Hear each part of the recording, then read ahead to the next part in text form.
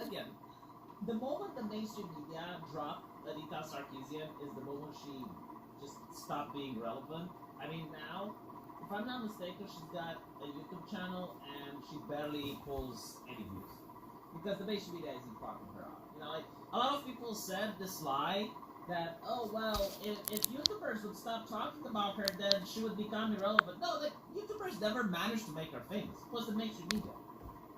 And people donated to her. I think like they donated millions of dollars to her. But whatever, you know. By the way, watching this video, I assume you know the controversy. I'm not going to go into it. The past 10 years have been a grim reminder of how ubiquitous and pernicious racismus, sexismus, and transphobismus can be in this industry.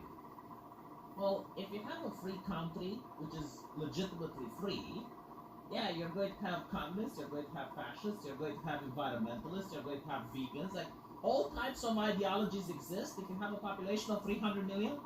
I'm just saying, you know, but if you want fascism and you want to mind control people and decide what people are allowed to say, yeah, then you're not. What the fuck? Great revolution is under. Then they're gonna give me an ad for the same game with sound effects, which we know is a lie. We need snitches and a secret police that's going to make sure that there is no wrong thought. You know, like that's kind of the ideology that she was promoting. How stupid is that? But anyway, you know, like that's besides the point. And by the way, like there is always more work to be done. I mean, even now she claims that there is still racism and transphobism. I am willing to bet that if we had the fast forward button to 2,000 years in the future, and she would be placed in power, and all of the changes that she wanted would be done, there would still be racism and transphobism. Why? Because without racism and transphobism, activists like Anita Sarkeesian are irrelevant. So imagine the horror of such a world. Imagine how it would be a world where not a single person out of 200 million people is a race. I mean, they wouldn't want that, obviously, because then they would have nothing to talk about. Of course, you know, they talk about her Kickstarter. They don't mention the fact that the deadline wasn't met. They don't mention the ridiculous amount of money that was raised, and they can't even justify how they spent it. They don't mention the fact that she hasn't paid any of her payments. The media. It doesn't have to lie. It just has to omit things. And by omission, they create the narrative. During Gamergate, Sarkeesian was one of several women specifically targeted. Again, like, this is just an assertion. They have no proof. Like, the FBI hasn't found anyone. No one has been arrested. No one has been convicted. And in reality, I know game developers who have been targeted and harassed by Anita Sarkeesian. They can deliver toxic metals like nickel and lead into your lungs. That's metal in your lungs. Anita Sarkeesian fans. I know people who got fired because of Anita Sarkeesian fans. Notice how this is not part of the narrative. No, it's not even mentioned. I can go on, look for it, and bring you some examples, if you will. Hey!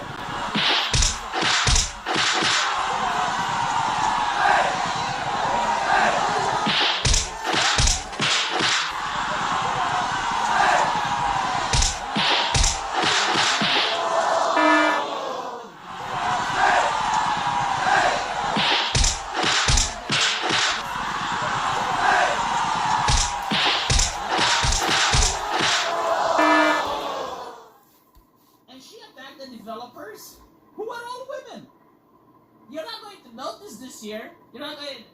And by the way, the fans of hers as well, very radical people. She continued her prominent critic and force of change. Oh, and by the way, they don't talk about the conflict of interest either. Like, she was part of an organization that helped game developers be less sexist. So, in other words, like, she would criticize a game development company for being sexist. And then she would also offer herself as a consultant for that company to make the criticism go away. None of the controversy mentioned. The power of the press, man, like if you have money, you can lie as much as you want, you can manipulate people, you can influence people. There is no terms of service if you're part of the press. She then said in her talk with Tropes that it helped create conversations. Man, it helped create monologues. Like, let's be honest, there was no input. There was no comment section. There was nowhere where the actual consumer got to speak and get to be heard. It was, no, like, there was a monologue from the activists to the game developers. And the activists had an army of extremists that would harass the game developers unless they gave in. Developers have approached Sarkisian to express their regret and ignorance of recruiting harmful stereotypes. Yeah, I mean, imagine that. If you get fired, you do all sorts of crazy things. So it's like, apologize or you get fired. I'm not here to be your feminist resistant branch and have solutions on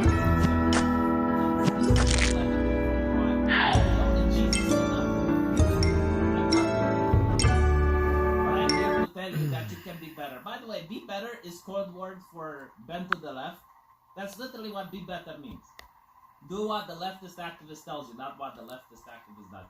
You know, like in the beginning, she talks about racismus.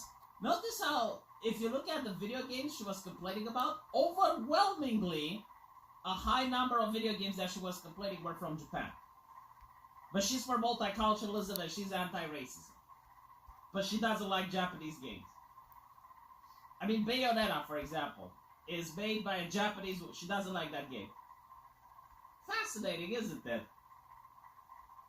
In one hand, I hold trauma, fear, and anger. Like, again, remember this. A woman makes millions of dollars on the internet, and because of mean comments, she has fear, trauma, and anger.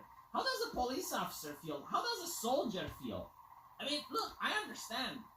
Mean comments are traumatic. I get them every day. I used to get them from her fans. It traumatized me. It shook me. I was literally afraid. I was going cuckoo. But I wouldn't say that it's the same like a police officer or, you know, who the left likes the most? A doctor treating COVID.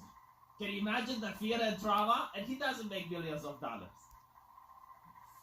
But like again, the paper isn't challenging any of her assertions. Like, she can assert whatever she wants.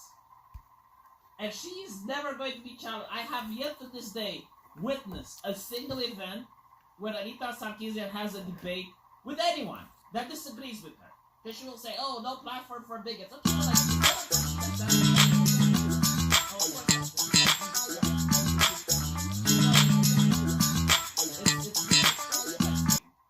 and the reason I made this video is due to, like, not to bring attention on her, but to show the absolute power and dominance that rich people have when they create a newspaper.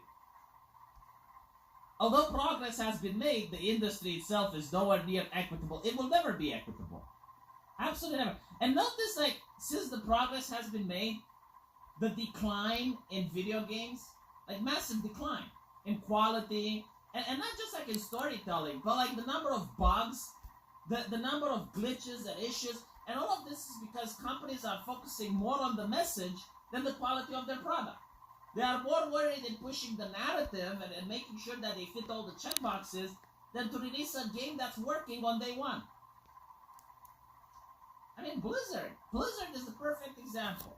When World of Warcraft was really bad and people were unsubscribing, they didn't do anything about it. The moment the message was affected, they stopped their production on World of Warcraft in order to reassess.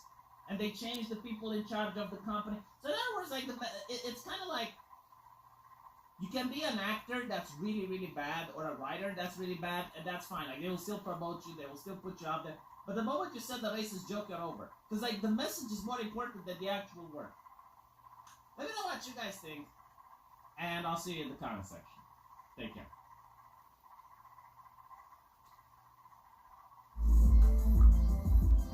Ghirardelli Caramel Squares makes life a bite better. Pay a 1% listing fee and save thousands when you buy and sell with Redfin.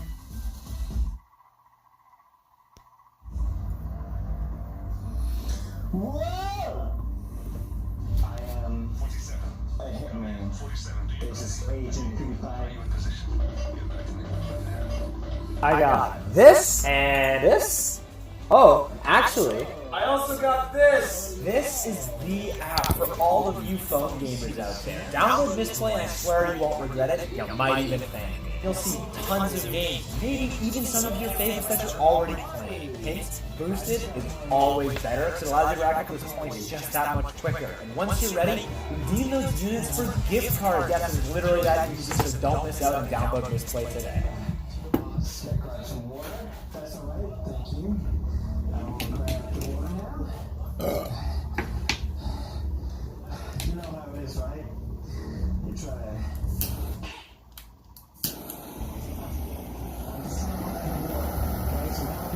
Excuse me? Can I get some water?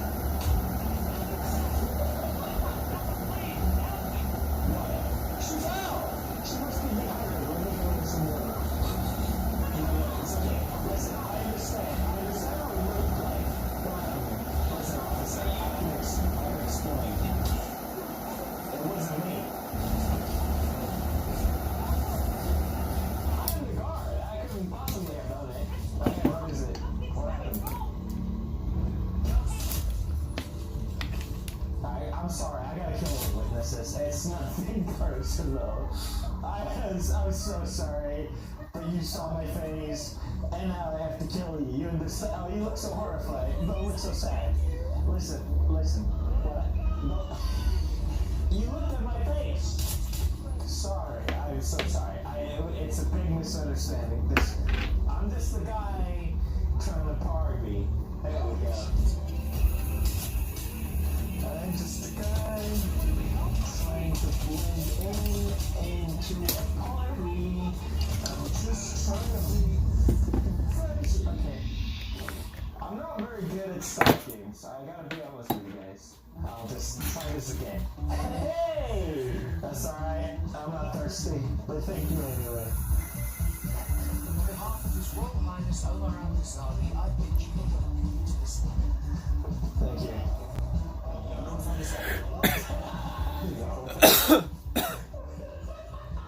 No, this is normal. Here, let me shake your hand. Oh yeah, that's alright. That's fine.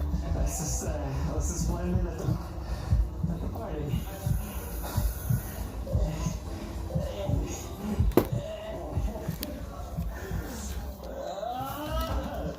Alright, here we go. Oh, drinks, complimentary. Thank you. Oh yes. Thank you. Oh, you have another one. That's okay. That's okay. Oh, sorry, I didn't mean to.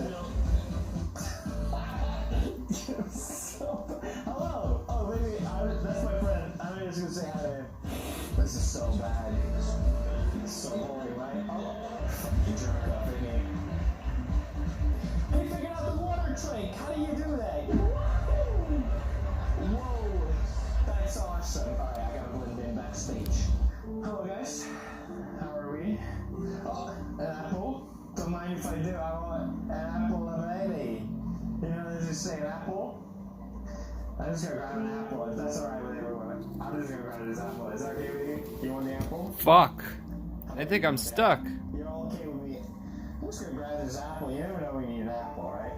Anyway, it's nice talking to you guys. I'll see you. Oh. Weird. Everyone's weird. They think I'm weird. I bet they all think I'm super weird. I see another fellow blend in there. You look natural, just like me. We have the same swagger. How you doing, lady? You know, you look just like my grandma. Excuse me? Are these new shoes? She's fucking vaping. Ew! Alright, where's the server room? Does anyone... Have you guys seen the server room? I'm not trying to act that... They got freaking... coins. Free money? This is awesome. Oh, don't carry on. Don't mind if I do. Let me tell you something. Man. You look like a handsome man. I think you can let me go through. I just need to talk to you, sir. No, you don't need to talk to me. I didn't do anything. I'm innocent. You touched me first. I'm going to the toilet now. That was close. I'm going to overflow the sink. The sink is overflowing.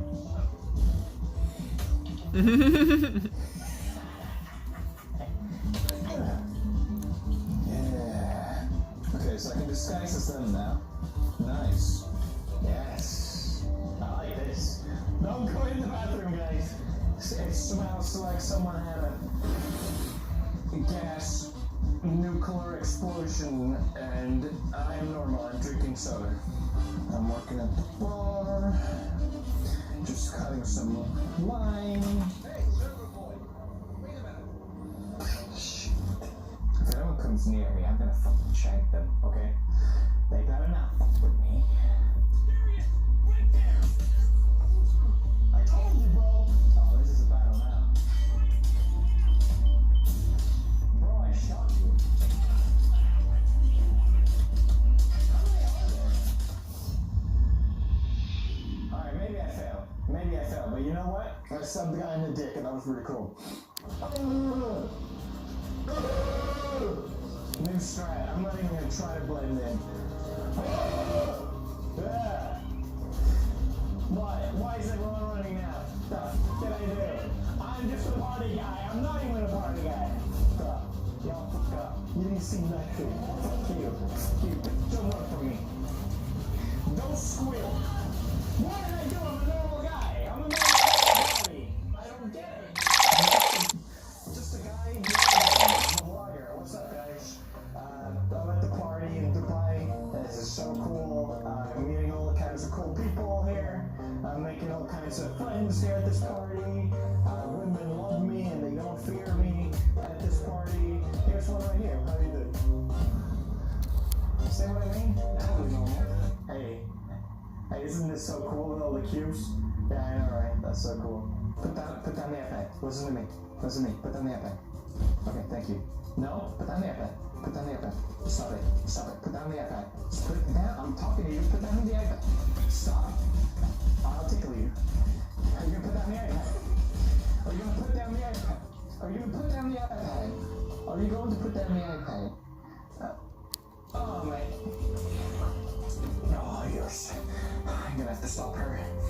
She's gonna tell someone. What? I'm gonna disguise myself as a technician. Okay, so what if I take these out at the same time? They don't seem to mind that I'm here, actually. Wait, what are you, some kind of thief? You can't be in.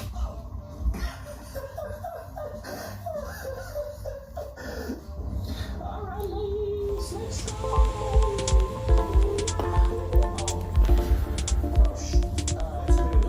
Listen, I can explain. Alright, let's do this story.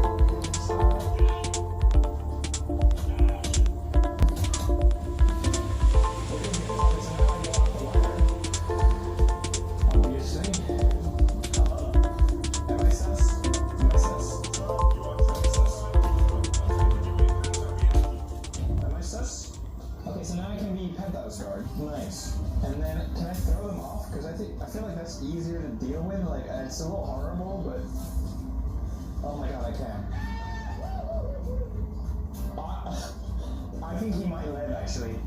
Where'd the other guy go? Okay, so maybe, like, I can hack the helicopter? Hey, man. What's going on? Ah, shit.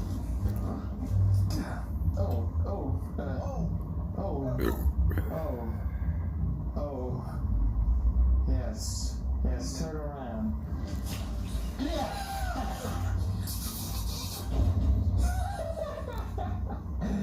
Okay, so if I turn off the fuse box, oh, they're gonna come and investigate it, and I'm gonna be hiding here in the shadows.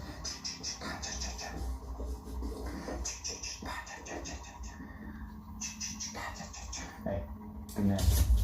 I think I just fucked up. Off, baby. Oh shit, they're gonna go in there. That's perfect. I am the replacement guard. Here I am.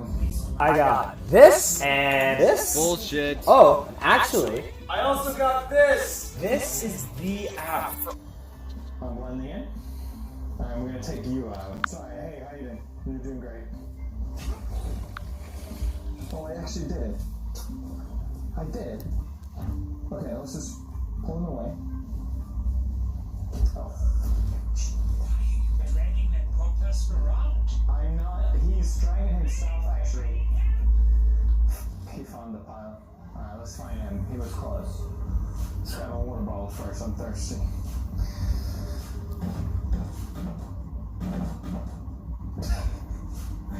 Maybe next time. Brownies! I am the assassinado. I fucked up again. Why am I so not supposed to be? We tolerate no trespassers. Oh. I tolerate no ranks. You're coming with me. Ew. Why does your body make that sound, bro? Oh. Ah. Woo. Woo. We got another one for the Power Boys. Another one back to back. Yeah. Oh. They're all sleeping. It's okay. It's like Pokemon. Oh, I'm a penthouse banana assassination. Assassinado. Don't do it, Felix. Don't murder them. Shut up, banana. You don't know me like I know myself. You're supposed to stay off in this game, Felix. I just kill everyone. Shut the fuck up, banana. You don't know me, banana. Felix, you've been doing this talking to an enemy.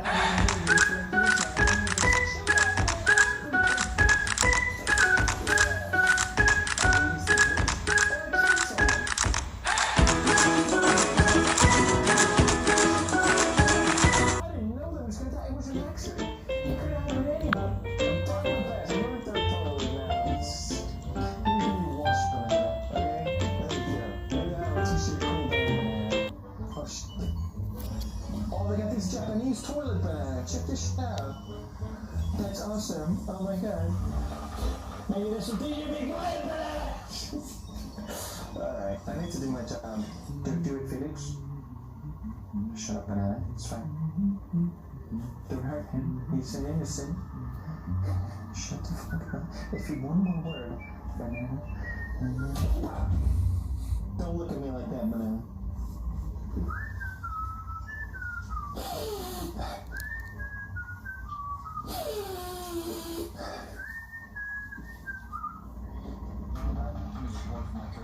All clear. He woke up! The pilot woke up! Oh! Banana! They caught us, banana! The pilot woke up! Are you kidding me? That's ridiculous. I guess I will have to do...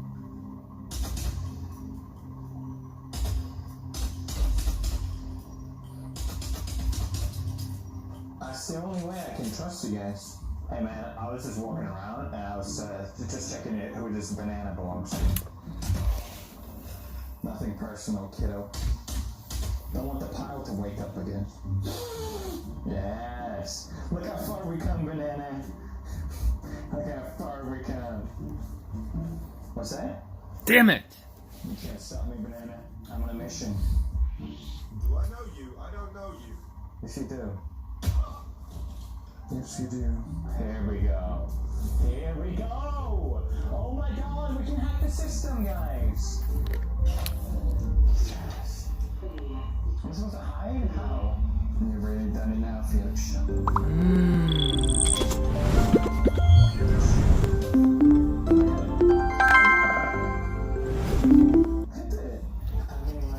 Fucking ads are on all the games.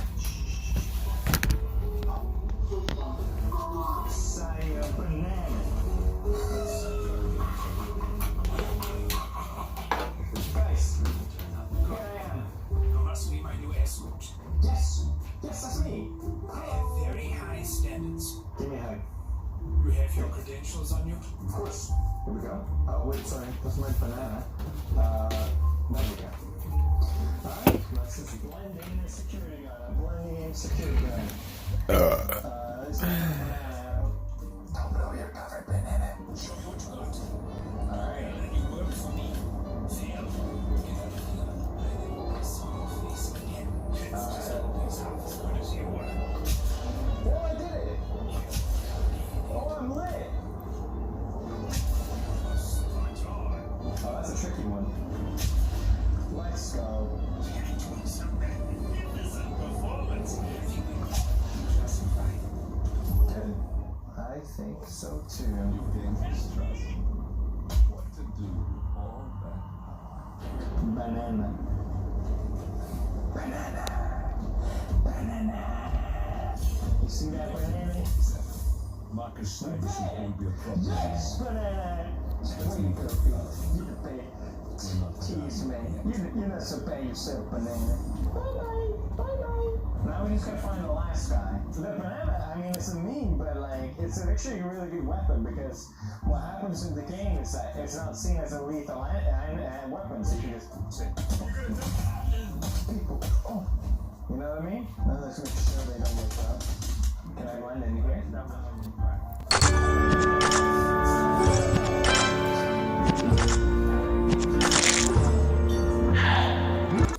What was that?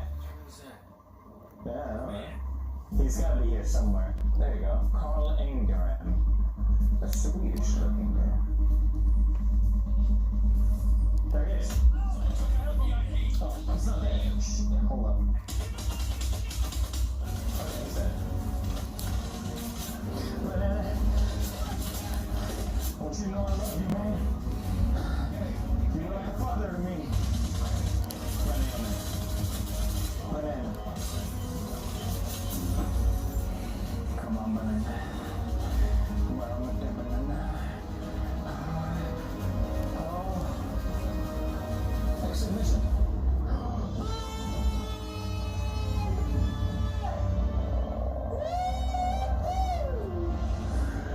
Yes! That's what I'm talking about. The banana session. They said it couldn't be done. Smash like. Let me tell you why Opera GX is the greatest browser that everyone should be using. First up, GX Control. If your computer runs like this, or seems like it's running inside here, then just slap on GX Control, which lets you limit the amount of RAM and CPU that your browser uses, and bada bing, bada boom, you're out in Green Biome City, baby. Amazing feature. There's more. They got a ton of apps integrated if you're using WhatsApp, Facebook, Discord, hit up your bros, right in your browser. One button, bing, bung, bing, bung. You can join the Opera GX server, they have 500,000 members, and you can talk to other people that have great taste in what internet browser they use. Some people don't care about it, but I do, and that's design. This is the best looking browser. If you use my link in the description, you get the cool PewDiePie background, which looks so goddamn good. They have a ton of cool themes as well, which I love. They also have live backgrounds for different games, like there's a Minecraft one. Look at that live background. Kinda wanna try it. Oh, look at that. A Ghost of Tsushima one. Hey! But of course you should only really use mine. Oh, 5 stars. Thanks, guys. Yeah, the only one you need. I used Opera even before they reached out to me. I love the music controls. Well, you'll find when you use it, there's a ton of hidden features and cool stuff.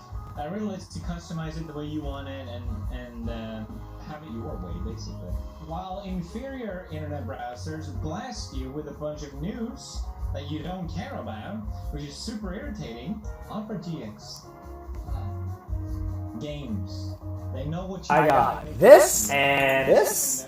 Oh, actually, I also got this! this is the app for all of you phone gamers out there. Download Misplay and I swear you won't regret it. You might even think. Especially free ones. Just click on what content. You'll see tons. Isn't cheese and butter so cheesy, airy, and puffy? How'd you do it? After item 5,000, anything indescribably puffy. Your cheese and puff. Defy your cheese expectations. Use Bitchute's cordless products anytime, anywhere. One system, endless possibilities.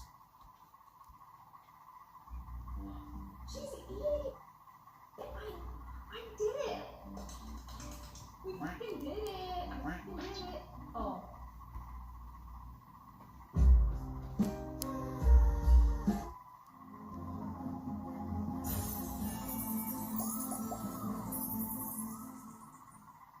Hello, welcome. So yeah, every 50 subs tonight, the cats will be getting treats, and I'm really excited because this is actually my first time cooking on stream by myself. So I'm kind of nervous. Hope I don't fuck this up. I'm used to cooking with my wonderful best friend Tasha. What does one cook for cats? Food, delicious dinner. You'll see. I got the recipe from June's Kitchen on YouTube. He made it look so nice and classy. I don't think it'll look that good when I make it. But I'm doing my best. The cats are in for a lovely treat. I can't wait to see how they react to my cooking. I hope that they like it. I'm gonna be devastated if they hate it. I'm gonna be so embarrassed. I got a sea bass, like a whole fish, and then we got salmon and we got tuna, and we're gonna combine them all together.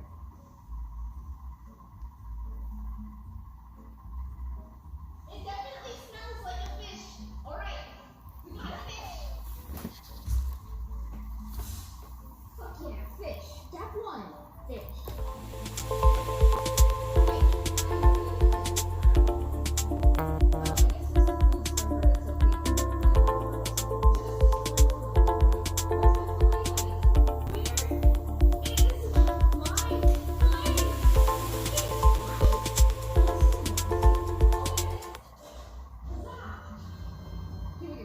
Fillet knife.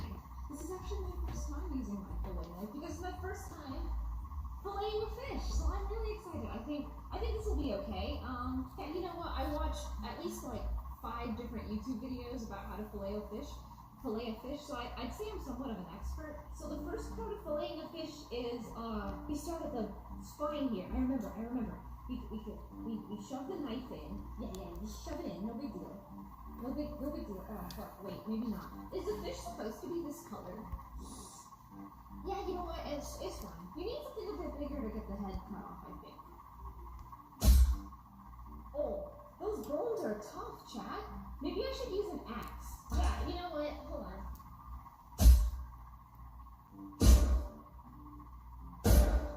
You know what? That's fine enough. So we don't need the head. We don't need this part, so we're getting rid of it. Yeah, we don't need this part, so I'm just gonna go in the trash now. Alright, see you later. Yes. I can feel the way that the meat gives, so we're not getting rid. Good job, me.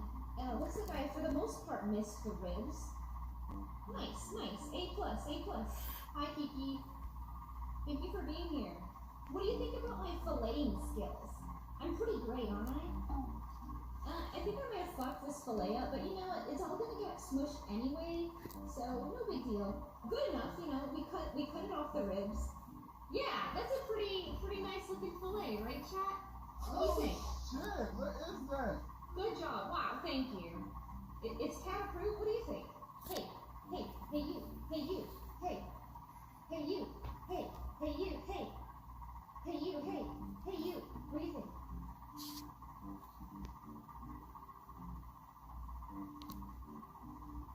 You'll like it when it's all cooked. Maybe I should like peel off the skin or something. Yeah, okay. You know what? It doesn't matter. The skin's fine. It probably adds like vitamins and stuff for the cat, right? Right, Kiki? It gives vitamins, doesn't it? Yeah, totally. Okay, expert fish filleter. That's me. Gordon Ramsay would bust a nut if he saw me right now, chat. Oh, fuck me. Shit busted. A second fillet. Oh, this one looks a bit less shit than the first one. Yeah, wow, I did a way better job. I definitely improved. Don't we just So we got the salmon here. And I feel like the Motherfucker. salmon is great. I'm excited about it. I've never cooked salmon before, so I'm pretty sure it'll be fine. What do you think? I got this, right, Kiki? Totally. Wait. This is the salmon is still over there. Sorry. I hope I do a good job. I'm so nervous. She looks very weird. She's got these little judgmental eyes. It makes me so nervous. All right. It looks like both pieces have no bones. So we got boneless sea bass. What do you think? Boneless sea bass sounds good, right, Kiki? Yeah, she agrees. Alright, so this salmon, I can feel it's got like a shit ton of bones. Oh, whoa. Well, look at that. And it looks like we got just about all of the bones out. That was super easy. Wow, the salmon is so tender, it's just falling apart. She knows I'm cooking for her. She can just tell. Kiki is very smart. You're very intelligent. Did you know that? You're like smarter than the average child. It's unbelievable. Like, why do people bother having children?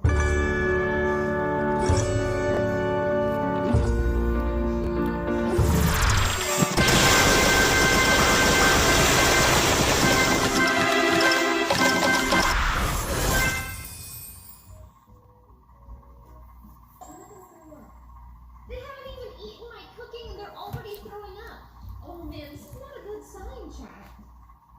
Are you gonna eat that bonnet? They're just making room for dinner? Oh, okay, that makes sense. Okay. Cool, you know, that's understandable. That looks pretty good. I see steam rising up out of the water. I feel like it's time to add our fish. I just will shove it in there, whatever. Is it supposed to look like that? Maybe? I'm sure it's fine, probably. Oh, it's already cooking and stuff. Never boiled fish myself. I know, right? I've never boiled a fish before, but apparently that's how you're supposed to cook it. What is that? I'm sure this is totally fine. It's fine, right, Kiki? Kiki says it's fine. Why is cooking for cats more stressful than just cooking for myself? Oh my god. Wow, you know what? Mine's not looking as good as his. I think I might have skipped this step. It can't be that bad. It can't. I'm sure it'll be fine. Oh yeah, it just looks like that's like a bunch of fat and stuff coming off of it. Yeah, it'll be okay. I think it'll be okay. Where are you going? Have you lost faith in my cooking? Oh. I truly think I may have absolutely fucked up here. I'm in danger. I think the cats are in danger. Now it's time for us to make the paste. Okay, so now we can finally try the awesome knife that Tasha got for me. I'm really excited. I think this one will be really great for smashing everything up. Oh, look at that. It's Damascus. It's so pretty. Thank you so much for this amazing knife, Tasha. It looks like it mashes things up pretty decently. So we're gonna start. We're just gonna smush it. It already looks like cat food. Wow, thanks. Wow, my cat food's already looking like cat food. I'm not even finished yet. I'm so glad that you think so. Okay, so now I'm almost finished. I'm going as fast as I can.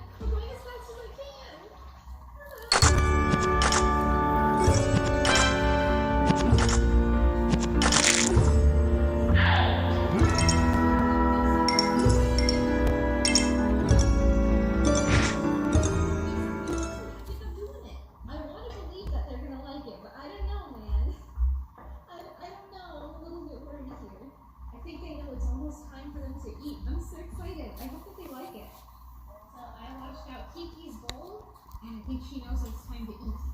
So here's what it looks like. What do you guys think? Looks perfect, thank you. Okay, where's Kiki? Kiki? Why did they all leave? There she is. Hey, look.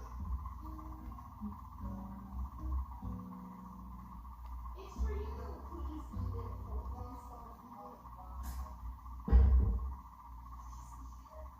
Please eat it. Please eat it. Please eat it. Please eat it. Is she eating it?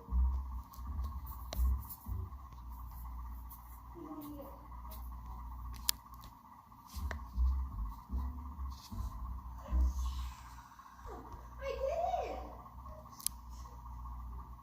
She took like one kind of sort of a bite. And then, please eat it. Oh, please eat it. Please eat it. She's scooping it and eating it. She's eating it. I did it. Hey!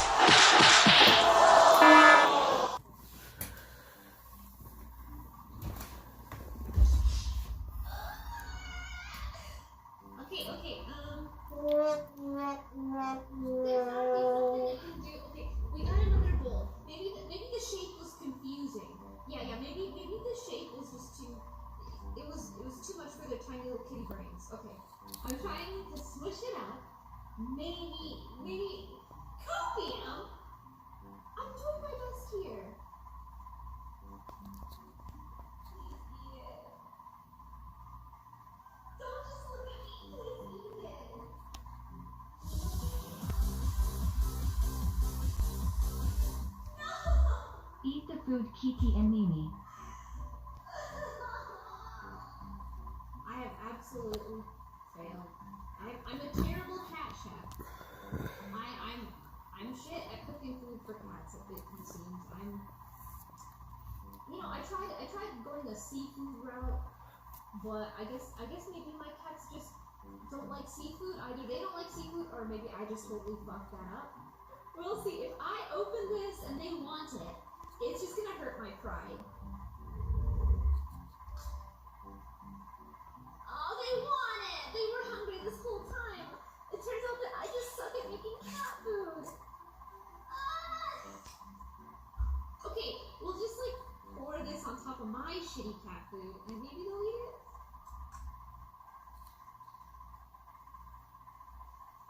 Wow, I'm such a good chef.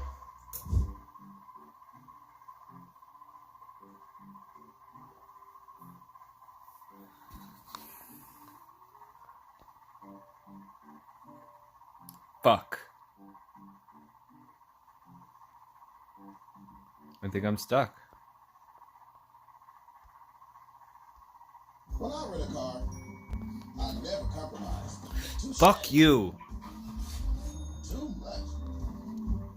I can rent this for Absolutely. It's just right. Book your Just Right rental at thrifty.com. So, okay, so that felt good. You know what? It did. That actually felt amazing. That's fantastic. Okay, this is great information. All right, I have this other move I've been wanting to try. If you could just hold still for a second. Let me just get in here. Now, how did that feel? How did that one feel, sir? Sir, can you just describe... Don't do that one. Don't do that one. Okay, you can send the next guy in.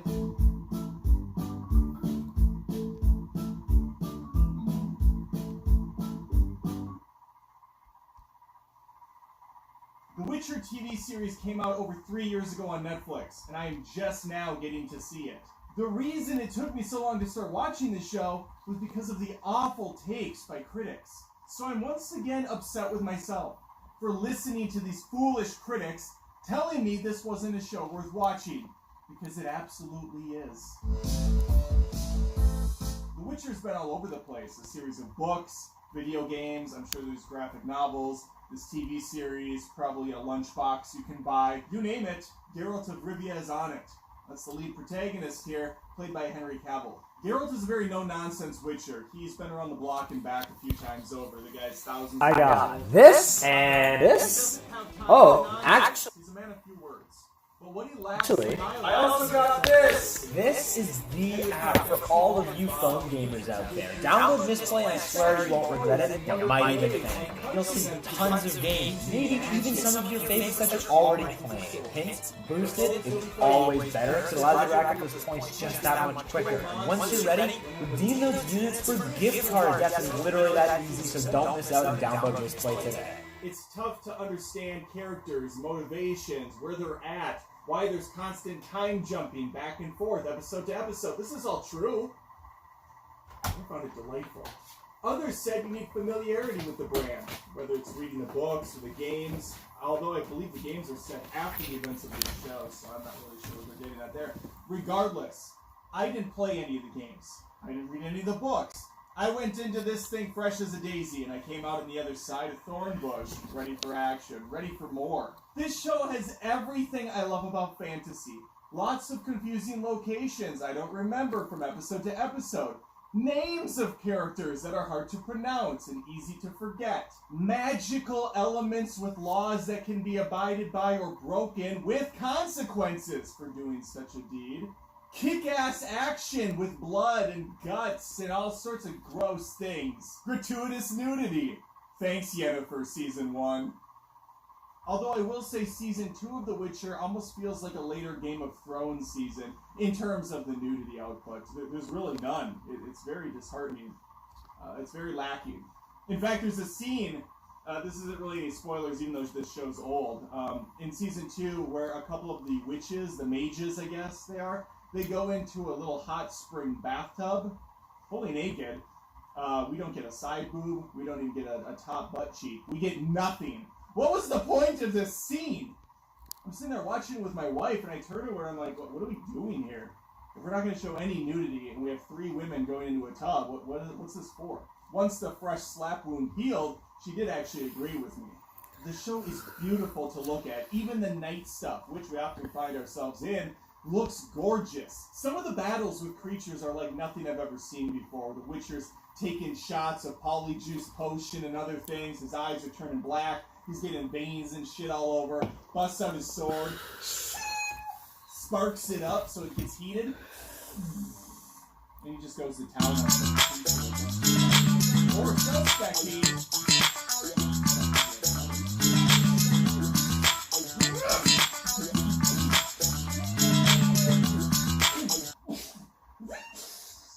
I'm the Witcher, baby. Another thing I love about this show is since Geralt is so old and familiar with all the locations, creature types, and people, a lot of people know who he is. So you get the whole John Wick sort of thing where he'll show up and like half the room will be like, oh my god, it's the Witcher. There's a king in the corner, the Witcher. He's so hot right now, the Witcher. The only time I find the show testing my patience a little bit is when the bard shows up and he busts out a song. Listen, I'm all for a merry tale once in a while, but when we have 3 or 4 songs in a row, each episode, I'm about ready to start fast forwarding. I get it, you have a great voice, and you're good at telling stories. Let's move on. Let's get to the actual story being told. So the bard, while he is pleasant and fun and adds that comic relief, he can sometimes be a bit much. I think I mentioned that I like Season 1 more than 2. If I didn't, that's where I stand. Season 1 just was so fascinating because we were jumping all over the place. It really begs for you to pay attention and try to understand where things are and why they're happening. And then when the halfway point hits and we get that reveal that the beginning is where this was leading to, that's good stuff. That's great storytelling. I'm here for it. Season 2 is just a little too traditional. That's what really hooked me on Season 1 was how it was all over the place, and Season 2 is like, okay, we're going linear now. This is just a beginning to end story. And don't get me wrong, there is fascinating elements here, but there's also some that don't work for me. Normally in a fantasy setting, the elves are my favorite characters. They're just badass, they're smart, they're always good with a bow and arrow and a sword. In this instance, though, I'm like, I don't want to hang out with the elves. The elves are kind of boring and lame, and I just don't care about them. So this is one area where The Witcher kind of lets me down. I like badass elves, not whiny, pouty ones that are trying to get pregnant. The other thing that was a hang-up for me, but is absolutely not a fault of the show, was how Ciri, the princess, grew in between seasons. I mean, I guess it's kind of a fault of the show because we could have, like, jumped in time a little bit forward. What ends up happening is Ciri survives it's supposed to be a day later, but it's very obvious that young actress grew up a lot. So it's very jarring to go from younger, freckle-faced girl to, boom, full-blown adult. But they have to pretend she's the same age. That threw me off a little bit, but I got past it. And she's a badass, by the way. Ciri, awesome character. Overall, I love this show. It's one of my favorites going right now. I highly recommend it if you didn't give it a chance like me. This show has everything I look for in a fantasy. The effects are top-notch. The CG's really well done, and because it blends in so well with the world, it's hard to know. I mean, sometimes I look, I'm like, man, is this practical?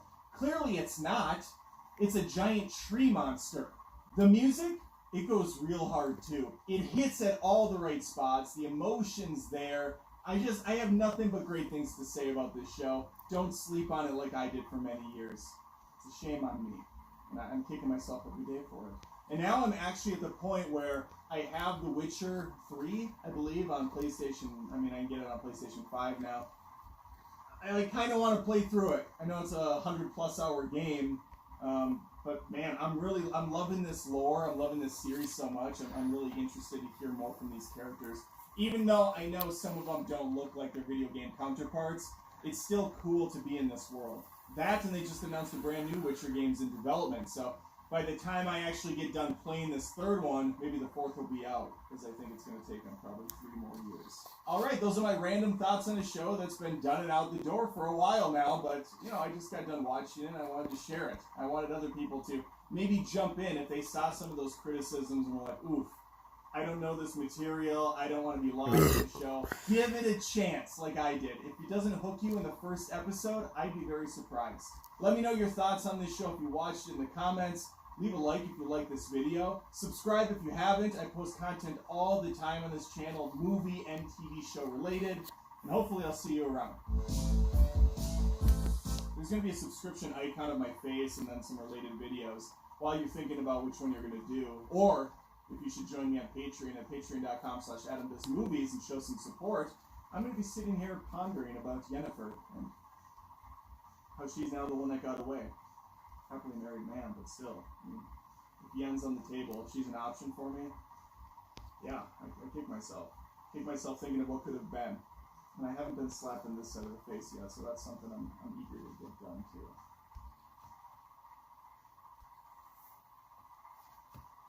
When we agreed to be roommates, we said no romantic. I got this and this.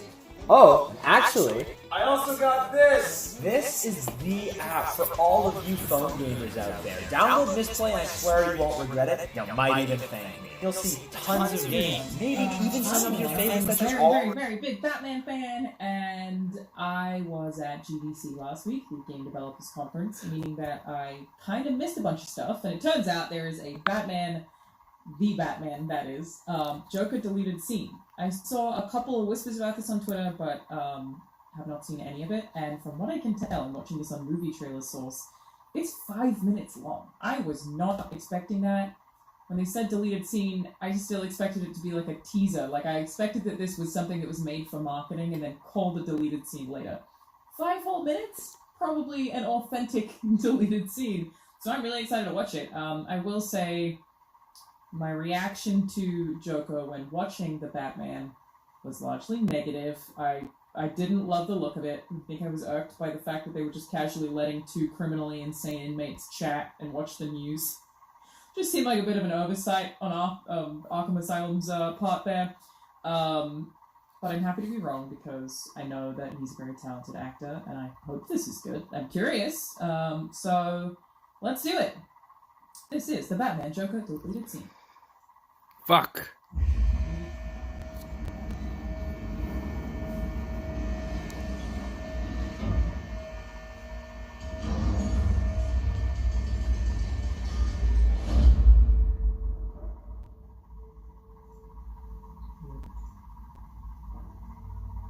Fuck.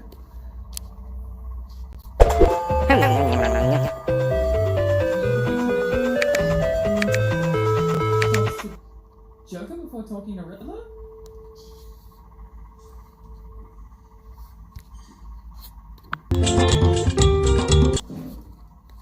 Walker, I guess?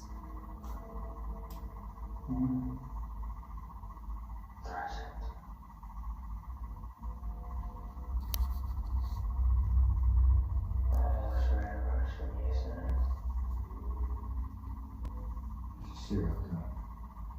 Oh, like visits and stuff? Respect. Because he already locked him up, of course.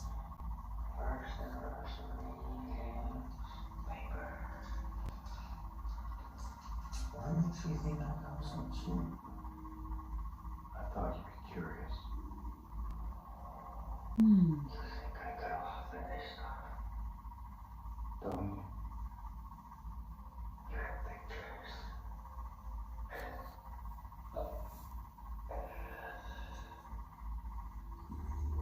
I'm having trouble hearing him a little bit. Interesting how, like, aesthetically zombie-ish they made him. Damn it!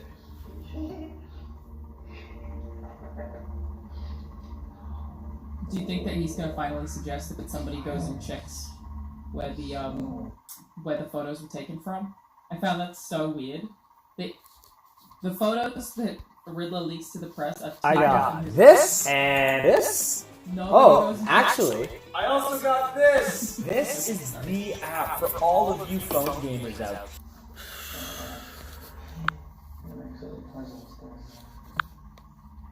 So meticulous.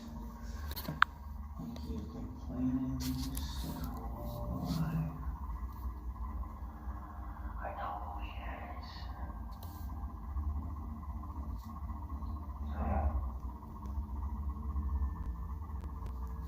Who is he? He's a nobody. Wants to be somebody. As a mayor.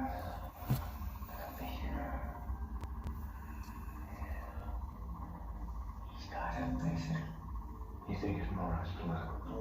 No. This is very, very personal. He feels these people have all wronged him. Probably goes way back. When he was born and stole one's money. He's right. That's right. Fuck! He's a fan of yours? He's also right. Maybe he's got a grudge against you too.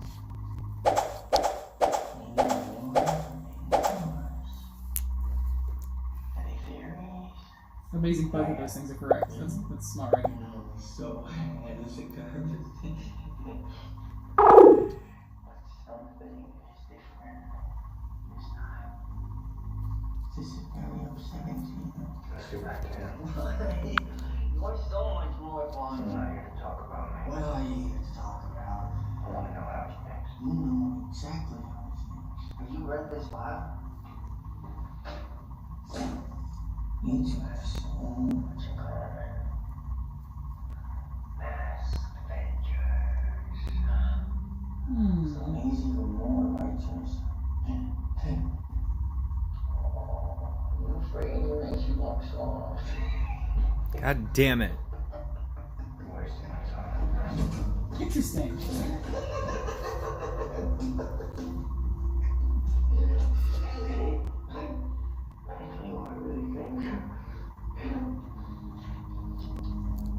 I think you don't really care about his motives when he loves or hates you. I think somewhere deep down, you're just terrified. You're evil, huh? You think they deserve it, huh? You think they deserve it.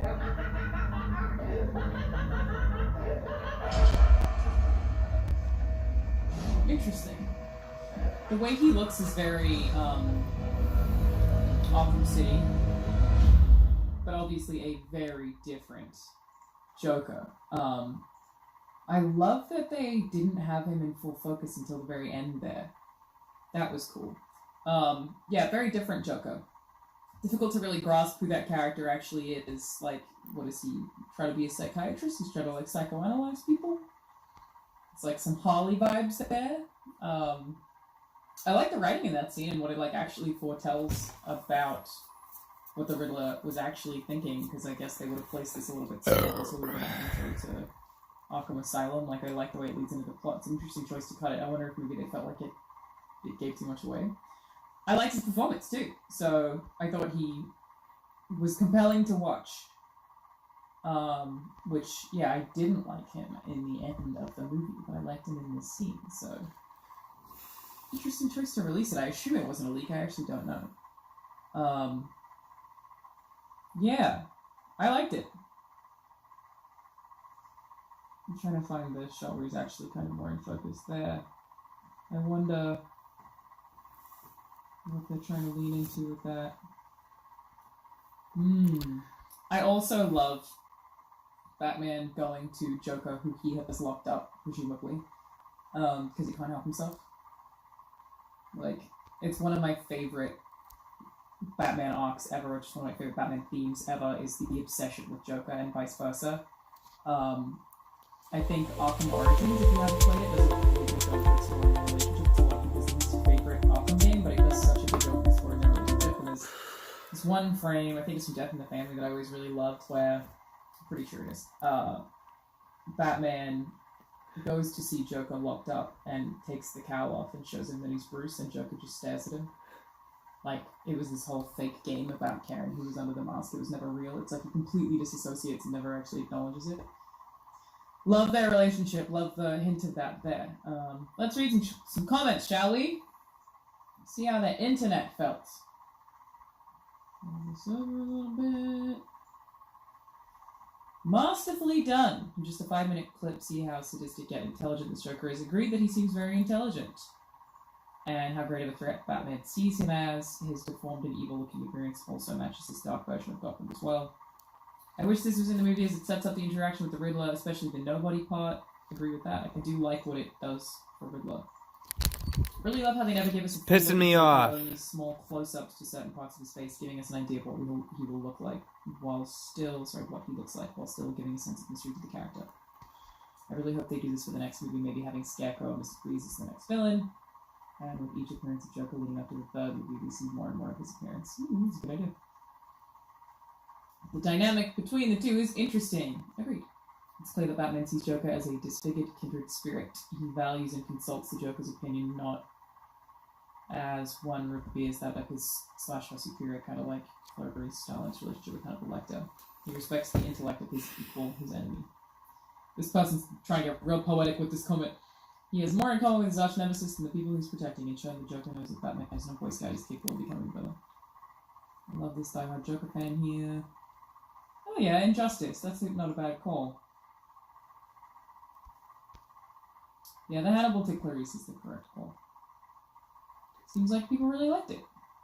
Heath was a major inspiration in the voice and some of the mannerisms. I didn't feel that so much. Obviously a little bit, but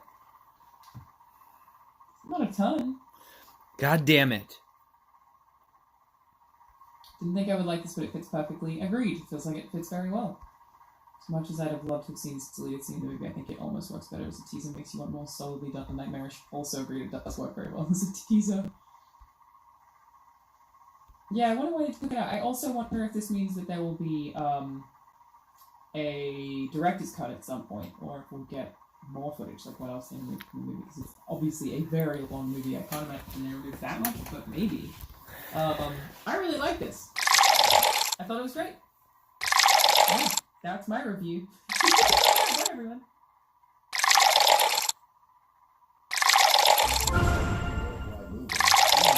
This moving process. And we're happy to help. Call today for a free moving estimate.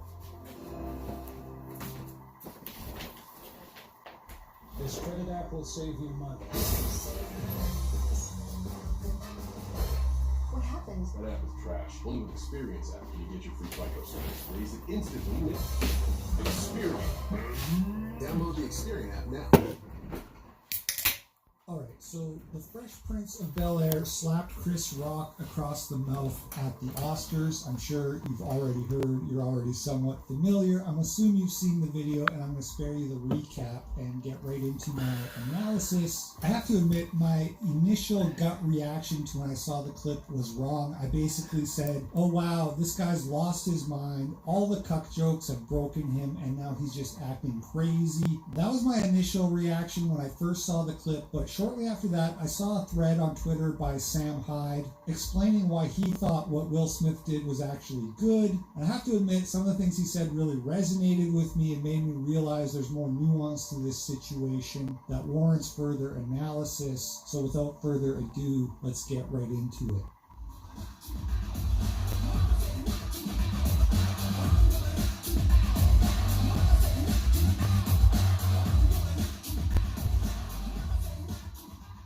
I want to use Sam's thread as a jumping off point, so let's just check it out real quick. He says, the Will Smith slap is real and a good thing. Actors, Hollywood types, little nerds like Chris Rock all get apoplectic about actual pain, violence, and need 100 walkthroughs of exactly what's going to happen, would never ever let anyone hit them to the point where there are white marks immediately after the impact. Chris leaned forward initially because he's a little Seth Meyers nerd and wouldn't believe in a million years that anyone would ever hit him, then pulled back with an instinctive flinch reaction when his brain realized there was actually a hand coming. Immediately it was a G.I. Jane joke, and subsequent "I'm not going to say your wife's name" are just too nuanced for any current Hollywood writer. If they staged some hoax like this, Will would have landed down in a crouched one-knee landing or done some Avengers thing.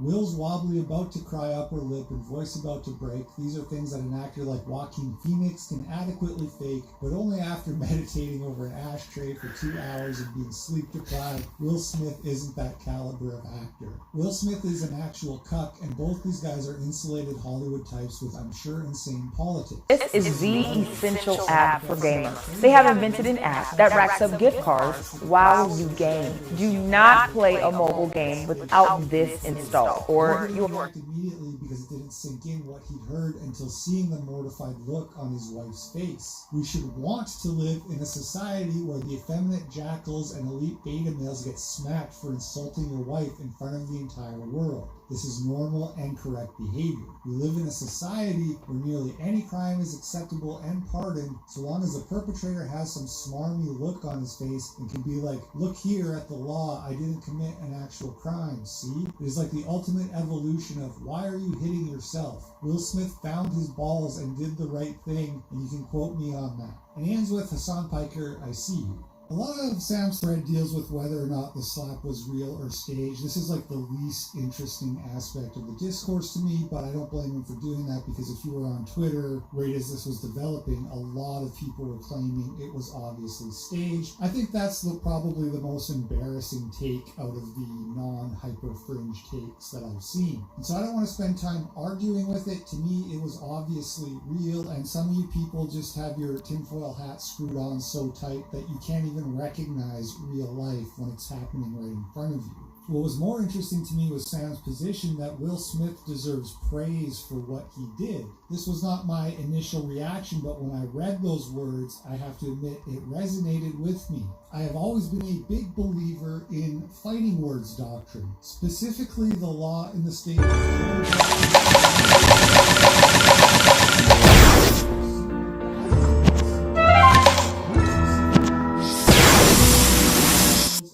charged with the offense of simple assault or simple battery may introduce in evidence any opprobrious or abusive language used by the person against whom force was threatened or used, and the trier of facts may, in its discretion, find that the words used were justification for simple assault or simple battery. This is known colloquially on the streets as talk shit, get hit. You see, the problem is that the internet has created an environment where everybody feels like they can say whatever they want without fears of repercussions of violence, and this has upset the social order. But even frail old men like Jordan Peterson understand the importance of talk shit, get hit, as he illustrated in his conversation with Camille Paglia. But it seems to me that we're also increasingly dominated by a view of masculinity that's mostly characteristic of women who have terrible personality disorders and who are unable to have healthy relationships with men. Now, but here's the problem. You know, this is something my wife has pointed out too. She said, well, men are going to have to stand up for themselves. But here's the problem. I know how to stand up to a man who's unfairly trespassing against me. And the reason I know that is because the parameters for my resistance are quite well defined, which is we talk, we argue, we push, and then it becomes physical, right? Like if we move beyond the boundaries of civil discourse, we know what the next step is. Okay, that's forbidden in discourse with women. And so I don't think that men can control crazy women. I really don't believe it. I think that they have to throw their hands up in it's not even disbelief. It's that there's no step forward that you can take under those circumstances, because if the man is offensive enough and crazy enough, the reaction becomes physical right away, or at least the threat is there. And when men are talking to each other in any serious manner, that underlying threat of physicality is always there, especially if it's a real conversation, and it keeps the thing civilized to some degree.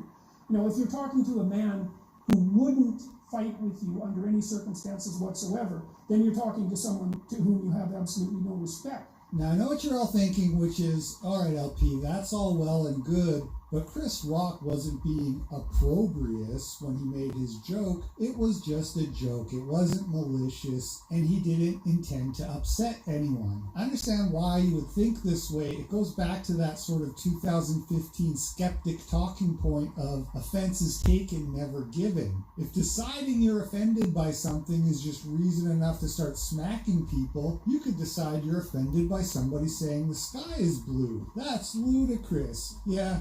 Rationalists always like to use these ridiculous hypotheticals in order to illustrate why your reasoning isn't sound. You should always be wary of people who argue this way, including if you're arguing with yourself that way. Because when we look at the reality, Chris Rock was treading on sensitive territory. He's talking about a woman's appearance. We all know women are sensitive about this. Imagine if Jada had gained weight and he had made a joke about how she gained weight. I think we all sort of instinctually understand how that would be considered offside or mean-spirited or just really insensitive. But the same thing applies to hair, age, fertility, all these things with women. And Chris Rock, of all people, should know this. This guy produced a movie called Good Hair, which was literally a documentary about how African American women are sensitive about their hair. And now you're going to say, yeah, but LP, it's the Oscars, people expect this. Ricky Gervais has set this precedent where the celebrities get roasted, and we all love it, which I agree. I love seeing these people. I got this, but just because you and I like it and doesn't mean this. that Will Smith or anybody else Actually, let someone insult their wife in front of them and the rest of the world. And Sam is right, we should all praise Will Smith for giving everybody this reminder, this food for thought, that that threat of violence is still on the table, and so you should act accordingly. I have one more deeper point I want to make about all this, but first I want to quickly go over two bad takes I've seen. The first is that Chris Rock is like a scrawny little midget, and, you know, would Will Smith have acted so tough if it was like Dwayne Johnson making those comments instead?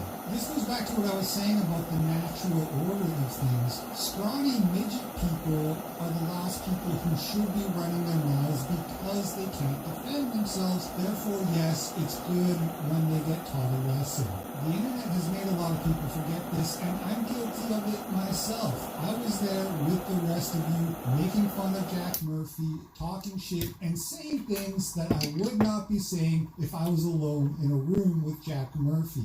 The internet is what it is. I'm not going to apologize or expect other people to stop making fun of people who might be bigger than them. Just understand that if you're walking around the corner in a building and you bump into Jack Murphy and he recognizes you and lays you out, there's a kind of karmic justice in that, so don't be too surprised. You know, the same thing happened to the Quartering several years ago, where he called some guy a pedophile on Twitter because he was trying to like prove a point about false allegations, and then later he got dope fiended by the same dude. And I streamed about that way years ago, and I said the same thing I'm saying now. I said, talk shit, get hit. So this is something I've been consistent in.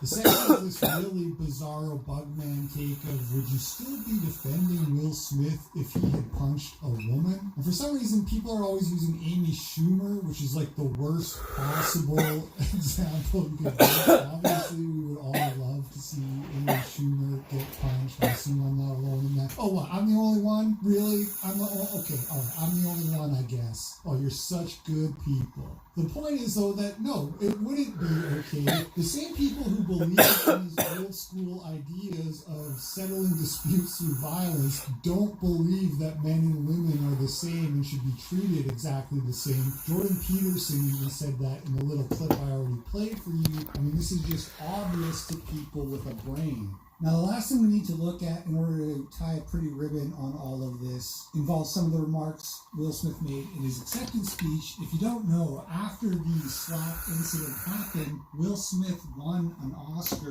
for Best Actor and said this in his acceptance speech.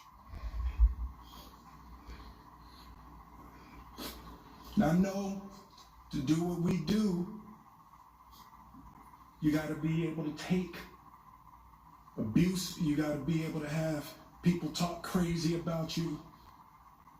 In this business, you got to be able to have people disrespecting you. And you got to smile and you got to pretend like that's okay.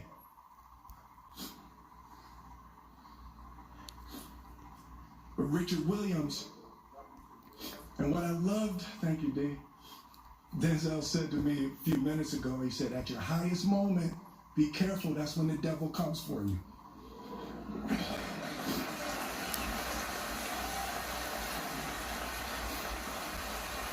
Right now, I wanted to show you the first half of that clip, but I included the second bit about Denzel Washington because I just want us to take a minute to appreciate what an awesome dude Denzel Washington is. I don't know why, I just love this guy. You know, I saw a video from Larry Elder from about a year ago, which was like a compilation of clips where reporters and interviewers are kind of trying to bait Denzel Washington into, you know, saying America is a racist country or something of that, and he never takes the bait. He never takes the bait. It was something I read where you New game called Scribble Rider. You draw the tires for your own ATV, all-terrain, bike, quad vehicle, and then you get to drive through a series of obstacles. So you watch how your tires perform as they roll, jump, swim. the issues around the legal system. Do you think we've made any headway? And I think it's more important to make headway in our own house. By the time the system comes into play, the damage is done. They're not locking up 7-year-olds. Yeah. You know, I was in Chicago a couple of 3-4 weeks ago, and we saw these little kids on bikes with masks on the side of their head, like 5 or 6 of them. And the driver said, "Yeah, they're little yummies." I said, "Who?" He said, "Little yummies." Look up, Google little yummy. Little yummy was an 11-year-old murderer. Wow. And you look at his picture, you'll see the headshot of him. He's like this. And he got murdered at 11 by a 14-year-old. Wow. Who's doing life now, a 16-year-old. Makes no sense. You blame the system? Where was his father? It starts in the house. It starts in the home. Yeah, seriously, you should check out that Larry Elder video about Denzel Washington because the dude is just great. But back to the topic at hand, and we have Will Smith talking about being a celebrity and having everybody shit on you all the time at will, and you're just supposed to accept that as going with the territory. This is something that might be harder to relate to if you've never been on the receiving end of it, but even I, who only has a tiny sliver of the kind of attention that Will Smith gets, I can relate to that. I know what it feels like to take L's online and have everybody thinking they can just talk shit about you, including scrawny little twerps. And I've even seen, you know, Jordan Peterson, again, to tie it all together, I've even seen him on Twitter from time to time expressing that same sentiment of like, oh, I wish you would say this actually to my face. And so I guess what I'm trying to say is, like, having had time to reflect on all of this, Will Smith having gone through his ordeal of the last couple of years with everybody making fun of him for being a cuck, and maybe that's an ordeal of his own making. I actually kind of have thoughts about that, but I don't want to spend too much time on it, so let's just take it at face value for now. In a weird kind of way, him going through those trials and tribulations made him like a stronger, better person, made him the kind of person who would actually have the fortitude to stick up for Shouldn't have done that. his wife in a way that most people in our modern pussified era just wouldn't do. And so if there's a takeaway from that, it's to remember that if you're going through your own trials and tribulations, to embrace it and understand that ultimately these things are what make you grow stronger and become better. Fuck. Right, but that's enough about We Will just Smith. ruined it. We're all on the same page now. We all agree he deserves praise. My arguments are irrefutable, so thank you for agreeing with me. What about Chris Rock?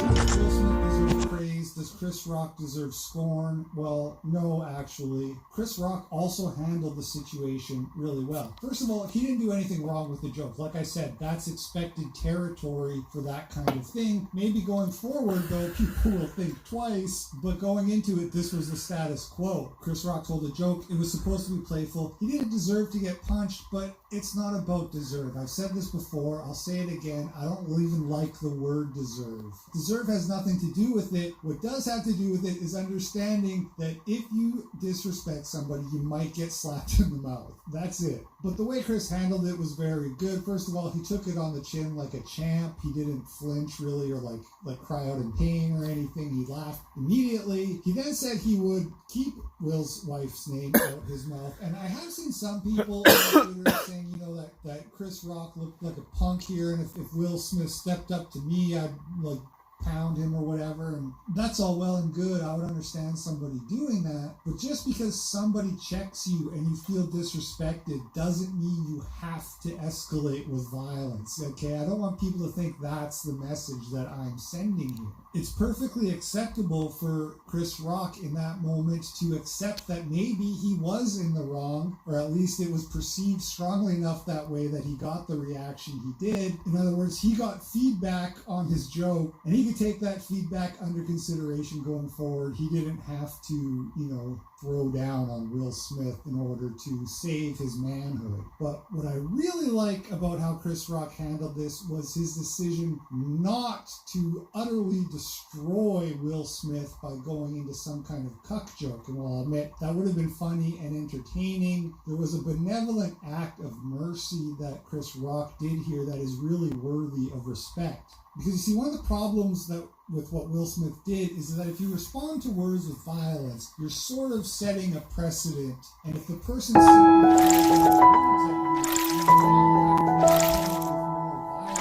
and that was a situation where that really wouldn't have flown. You can get away maybe with a slap. We'll still see what the ultimate fallout of that will be for Will Smith. But had Chris Rock made some joke about Will being a cuck, there would have been nothing he could do. Leave the building while everybody laughed at him, in shame. Basically, is probably how that would have played out. Utterly humiliating. And Chris Rock, you could see that was like his initial. He was about to go there, and he stopped himself. You know, these people are both very smart. They processed the situation very quickly. And even though his initial reaction was to like go for the throat verbally, he stopped himself and he was merciful, and I really respect that. So my ultimate takeaway on all of this is I see it as an absolute win. I see both guys acting in ways that earn my respect. And maybe you don't want to hear that. I know we all hate celebrities and we're supposed to hate them. But in this particular instance, I think both men acted in a way that I can approve of.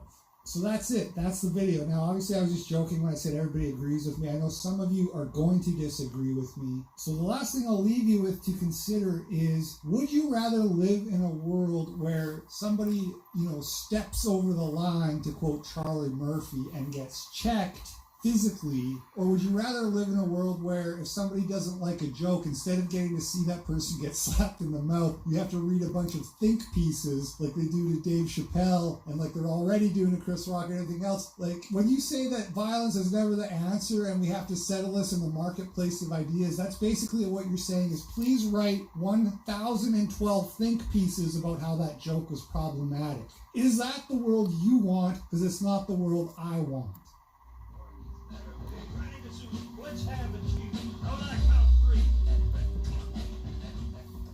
I think I'm stuck. I wish you'd just tell you when you're stuck, or maybe I'm not stuck.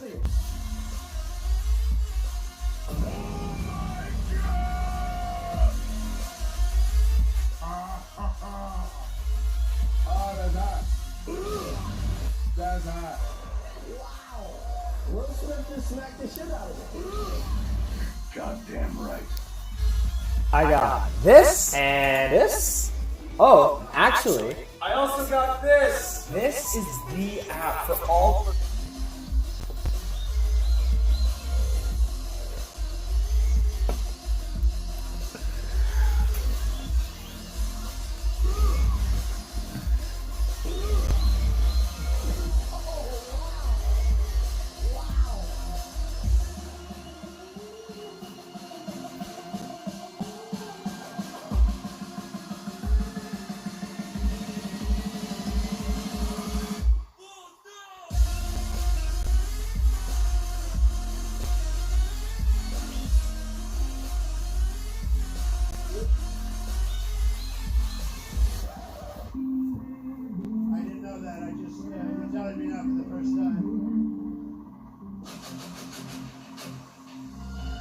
I know you do what we do. You gotta be able to take abuse. You gotta be able to have people talk crazy about you. In this business, you gotta be able to have people disrespecting you.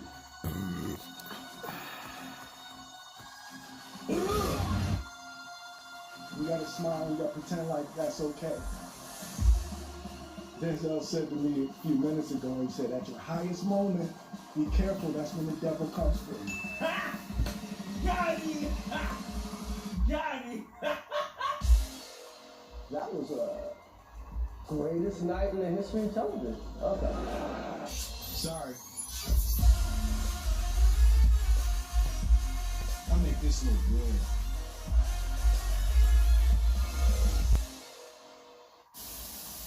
Because I'm a reasonable person, a very reasonable person. My existence is characterized by suffering, and if I wanted to sick my internet trolls on Channel 4, then there'd be nothing but broken windows and riots. Wouldn't that be fun? Look the fuck out. Will Smith smacked Chris Rock in the mouth at the Oscars. Is it ever alright to smack someone in the mouth in the Oscars, or make jokes, or even have Oscars? Is the world falling apart before our very eyes, unable to sustain even the briefest spectacle of meaninglessness? Hello, you 5.3 million awakening wonders. Together we continue to grow on our journey towards the light, both inner I've been and playing this fucking outer. game for an hour and a If you half. are not a subscriber to my mailing list yet, you should subscribe at the end of the video if you enjoy it. Today, of course, we are talking, like everybody, about the Oscars, where, did you know what happened? One man, he slapped another man on account of a joke, but perhaps a joke that was insensitive. Let's have a look at that weird little moment again. Jada, I love you. G.I. Jane 2, can't wait to see it. Alright? So that is the sort of contested remark. Now, if you come from a cultural perspective, outside of the racial perspective, actually, where you consider the hair of women of colour to be a sensitive issue, then that comment is loaded in ways that perhaps people outside of that cultural lexicon may not appreciate, and I would have to include myself in that. So me watching that just as a casual observer, I thought, oh, like Chris Rock, who, my personal belief, having met Chris, I feel once or twice, is that he's a man without malice in any large degree. You know, some comedians, you can tell they operate on a level of attack. And I would say the medium itself requires a certain amount of consent, like comedy. You have to go, okay, I'm coming here for a person to tell jokes. At a time where there's increasing censorship around what can be said, we're not querying what Don't fucking give me another ad. an act of, let's call it what it was, violence. Will Smith has admitted that himself, can be broadcast around the world, along with some quite aggressive invective, at a time that people are very concerned around what jokes are able to be said.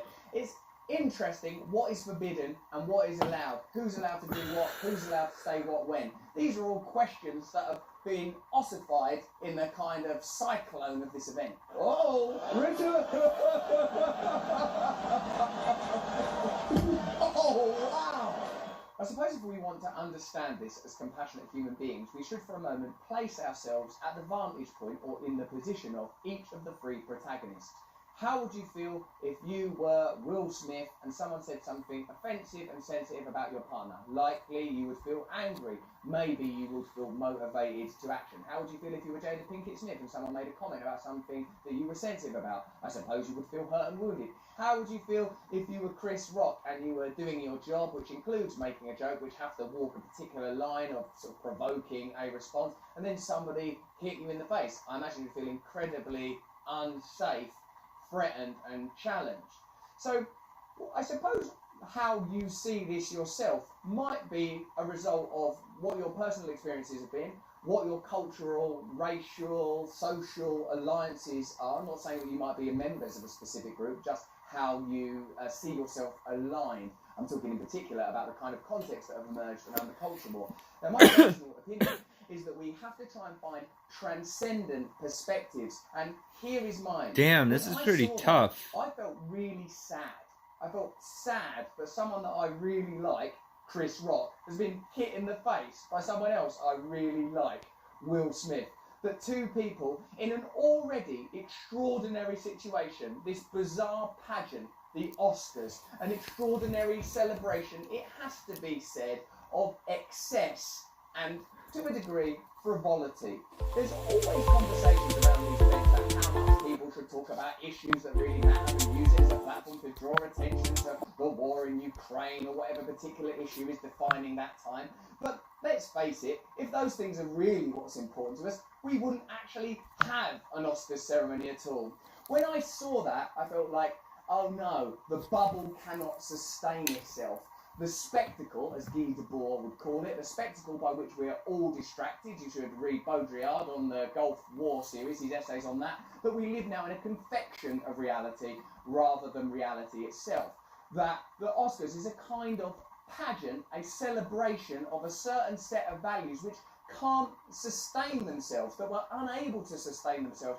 I felt the seeping encroachment of the real world crept into the Oscars, like the presence of the Ukrainian conflict, the awareness of the last 2 years of pandemic, the sense of a broken and fissured culture could not be kept at bay, even with all of the sequins and velvet and celebration. It slipped in the form of a slap.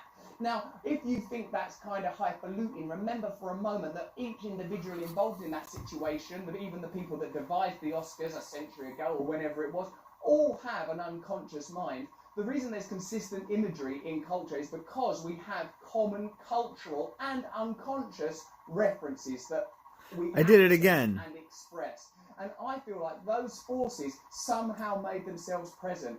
It's like that event broke the framework of the Oscars. When Will Smith, and again, I got no judgment. I can imagine a situation where I would slap someone around the face if I was offended. I can imagine a situation where I'd make a joke and then think, oh God, I shouldn't have made that joke. I can imagine a situation where someone would say something about something I'm sensitive about. I can imagine any one of those situations. So me personally, and you can do whatever you want to do, I'm not going to nail my colours to the mast of a particular outcome because, if I meet Will Smith, I've met him before, I'd like to have to go, oh, right, well, that was a bit mad. Or if I met Chris Rock, well, are you okay? If I met Jada Pinkett Smith, I'm in no position to judge anybody. I've done a bunch of stupid things in my life. What interests me is the phenomena of the Oscars.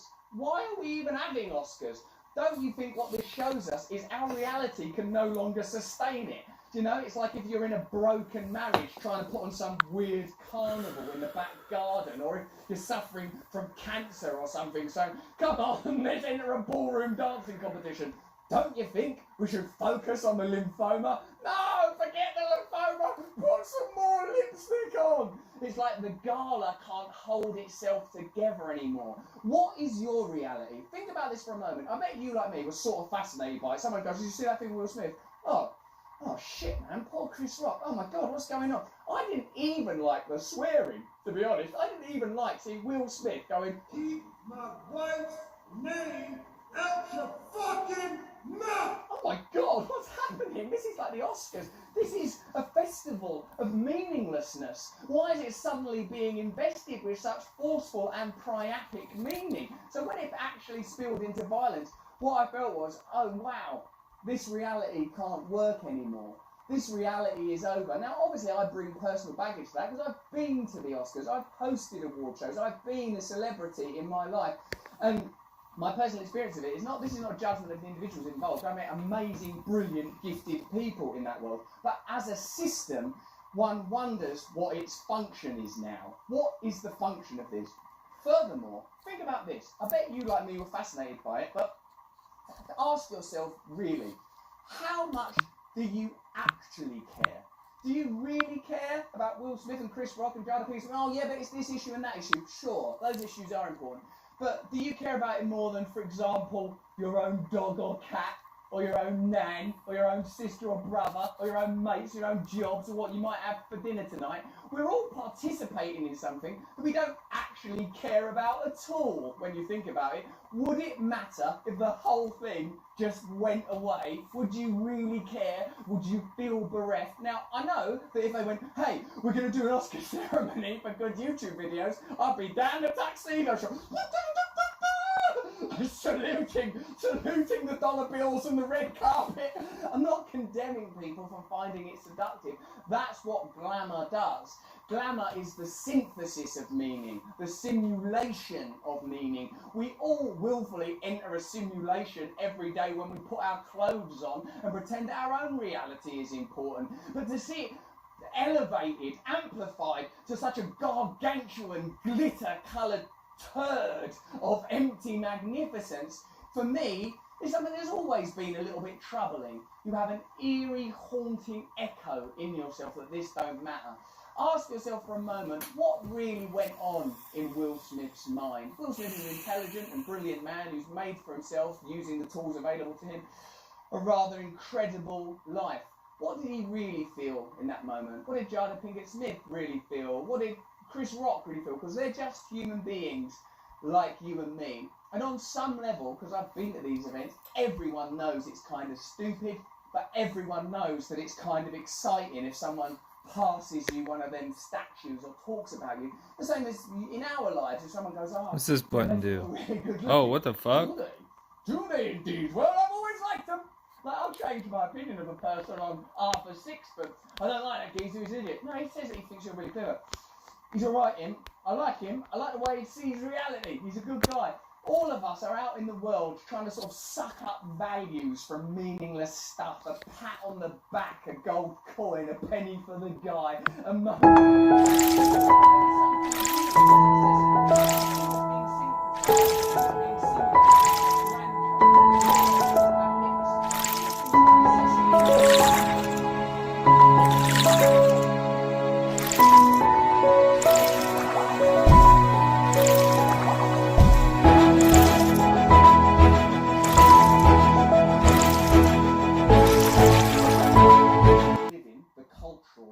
because it's not an objective thing, it's a construct, you can see that, right? It's falling apart. It's falling apart because it needs to fall apart. It can't even sustain itself using its own limited framework. It's carving its own lapidary tombstone out before our eyes. Here lies show business. Here lies glamour. Here lies spectacle and distraction. It's over. Can you really stay invested in it? Of course we care when we see some little moment of human drama. The same way as if I look out the window or someone smacks someone in the mouth, I'll be like, oh, bloody hell.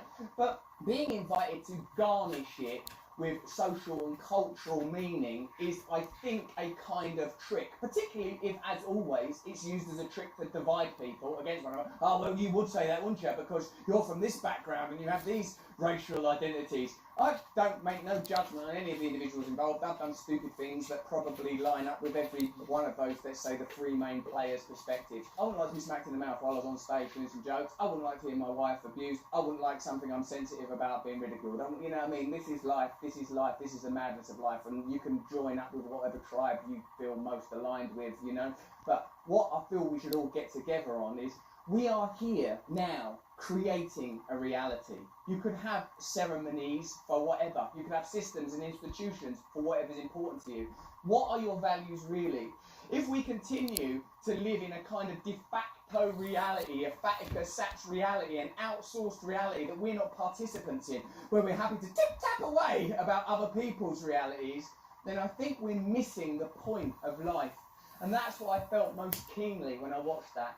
This is sad. Something is over. We're not talking about Cary Grant in the old days where everything was kind of urbane and sophisticated. It's gone. It's fallen apart. You can see it in music, you can see it in sport, you can see it in your supermarket. The state of commercialism and commodification has reached a tipping point. It's reached the point where it can't sustain itself anymore. The illusion is breaking down. The Oscars can't even get to the end of itself without smacking itself in the mouth because it somehow, in some unconscious way, knows that it's stupid now. It knows that there's no point. Yeah, but it's a role model. Yeah, but it could be a little. I got this and this. Oh, actually, I also got this. This is the app for all of you phone gamers out there. Download this play and I swear it doesn't mean anything at all. And we have to make meaning. And we should start being aware of the meaning we are making and the meaning we're not making.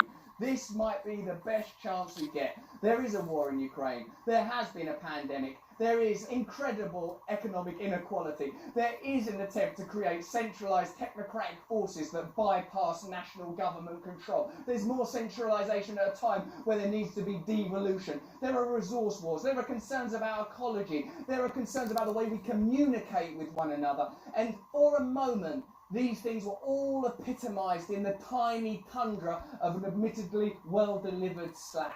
So, why bother judging the individuals? Any one of them could be wrong or right depending on your perspective, your biases, your experiences, your alliances. What ain't right is continuing to live a life of distraction and casual unconscious destruction at a time where our entire ontology could be reviewed, reawakened, where we can change reality. If you can get to a situation where it's normal to have that Oscar ceremony, surely we can create alternative realities. And that's the journey I'm interested in. That's the journey I want to go on with you. Is that the journey you want to go on? Let me know in the comments below what you think, what you feel, how you think this has divided people, how you think it's been amplified. Does it really bother you? Did you sort of get angry? Why didn't you say something? Why won't you say whose side you're on? Say whose side you're on. I'm on our side. There are no sides. It's all an illusion. It's all a game. Wake up, baby. This is your chance. It's happening. That's just what I think, though. Let me know what you think in the comments below. If you enjoyed this video, then have a look at this. Man, I just started watching Russell Brand's YouTube channel, and it's crazy, and he gets on a roll how he can just fucking go. And he's completely sober, too. I mean, I don't know if I doubt him 100% on everything he talks about, but he's definitely a good speaker. Proposing a UK Bill of Rights as a sort of you're going to see it. Rab says UK Bill of Rights will stop free speech being whittled away by wokery, which is something we've all had to deal with, especially over the last 6 years. So many things changed in 2016, didn't they? Deputy PM says proposals will replace the Human Rights Act, which will replace the Human Rights Act. Let me just fix this, because I was just doing my fucking Daily Mail article. Will enable principle of free speech to be a legal trump card. Dominic Raab has disclosed proposals to replace Labour's Human Rights Act with a British Bill of Rights, which he believes will enable the principle of free speech to become a legal trump card. Raab, the Deputy Prime Minister and Justice Secretary, has argued that the plan will better protect the press in exposing wrongdoings, and said he feared free speech was being whittled away by wokery and political correctness. Raab told the Daily Mail that under plans being drawn up for the Bill of Rights, there would be only limited restrictions placed on the protections on free speech, with checks to stop people abusing it to promote terrorism. He said it would be given a different status in the pending Bill of Rights, with the main ramifications expected to be on legal disputes. Raab told the Daily Mail, "We will still be clamping down on those who try to use either media or free speech to incite violence, to radicalise terrorists, or to threaten children." So, if they're very, very clear on those, if they're very, very fucking clear, right, then, you know, maybe, but I guarantee you there's going to be a lot more than that added in there. Well, what about this and that? I think ultimately we're going to end up with what we have right now. I'm fairly certain. All of those safeguards will be in place, but we've got to be able to strengthen free speech, the liberty that guards all of our other freedoms, which is true, like all of the other rights and freedoms that everybody has. Guess how they came around? Fucking speech. And stop it being whittled away surreptitiously, sometimes without us really being conscious of it.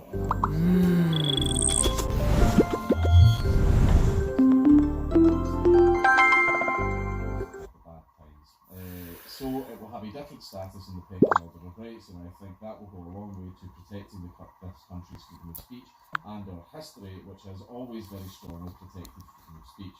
Not always, not always. The proposals currently out for consultation are expected to be included in the Queen's speech later this year. Well, my only the Queen Mum. We'll wait and see then. The Human Rights Act was introduced in 1998 to enable UK nationals to rely on rights contained in the European Convention on Human Rights before the domestic courts. However, the Human Rights Act, no, this is the problem, we'll get into it. I'll try and remember to get into this later. Yeah, the European Convention on Human Rights, yeah, that's what the Human Rights Act is supposed to support. However, it does not. Those rights are violated by courts all the fucking time. Rab added, effectively, free speech will be given what will amount to trump card status in a whole range of areas. I feel very strongly that the parameters of free speech and democratic debate are being whittled away, whether by the privacy issue or whether it's wokery and political correctness. I worry about those parameters of free speech being narrowed. In December, the government announced a consultation to revise the Human Rights Act. It cited estimates that as many as 70% of successful human rights challenges are brought by foreign national offenders who cite a right to family life when appealing deportation orders. The government says at the time that the plans will give the Supreme Court more ability to interpret human rights law in a UK context. And that's the end of the article. Now, as far as us having an actual... I got this. Fucking and this. Oh, actually, I also got... codified bill of human rights like they have in America. You know, they've got the Bill of Rights, the Constitution, the Declaration of Independence, and all these other wonderful documents. And then America has the highest prison rate in the entire world, right? Because the problem is, these are bills of rights being enforced by governments, right? And the rights are not just to protect you from the other people, so other people can't, assault you, steal your stuff, and all that other stuff type of thing as well. It's also to protect you from the government. And the problem is that when the government has a monopoly on conflict resolution, even conflicts involving itself, it has the final say. Now, for example, if me and you were in a civil case and you were wanting to sue me for something, and then I was the judge on the case, you would say, that's not very fair. That's not very fair. He's clearly just going to rule in his own favour. Whereas when it comes to rights, we allow the government to do the exact same thing. Because the courts are government-appointed officials. They are an extensive arm of the government and they exist to protect the government. So when it comes to a Bill of Rights, the government could violate them all the fucking time, and then when we go to court, the government is going to rule in favour of itself and go, actually we didn't. So that's the problem. So a Bill of Rights, yeah, I would love it. It would be a good thing. It's a step in the right direction. However, at the end of the day, it is being enforced by the government, which wholeheartedly is an extremely untrustworthy entity, right? The government, and I mean, as we've seen, government officials don't obey their own rules. They expect all of us to, but they just do not obey their own rules and they flaunt them all the time, very often in our fucking faces, right? However, a UK Bill of Rights, if it's only things like threatening children, terrorism and all that type of stuff, okay. Now, threatening children, yeah, okay, I'll give you that one. Promoting terrorism, now, it depends what you would define as promoting terrorism.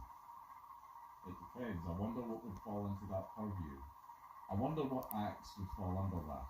Because one of the things that you have to remember as well is, see a Bill of Rights, guess what other country has a Bill of Rights? China. China has a Bill of Rights, and in their Bill of Rights, it literally says, it says something like, I'm going to say literally, I'm going to be paraphrasing here. All citizens of glorious China have the right to freedom of speech and freedom of assembly. Sounds fucking excellent, doesn't it? However, they do exactly what the European Convention of Human Rights does. Article 10 of the European Convention of Human Rights is the freedom of speech section, where Section 1, Article 10, Section 1, everyone has the freedom to impart information, blah blah blah blah blah, glorious, chef's kiss, looks fantastic. And then Section 2 goes, but they can't do it if it's related to any of these grey areas, which we are not going to clearly define in the legislation. Instead, we're going to leave that completely up to the interpretation of the courts. So we get all depending on what outcome the government wants.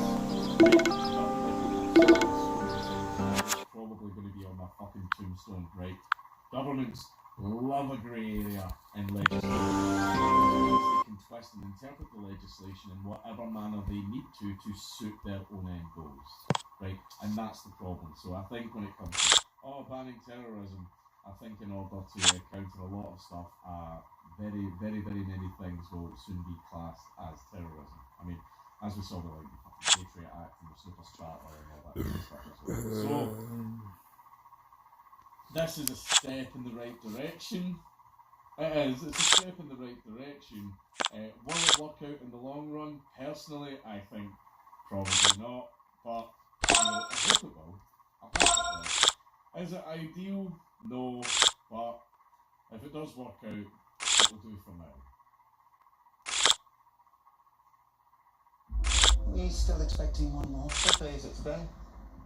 Sunday, sir. No, I can't tell the difference between my waking life and dreams.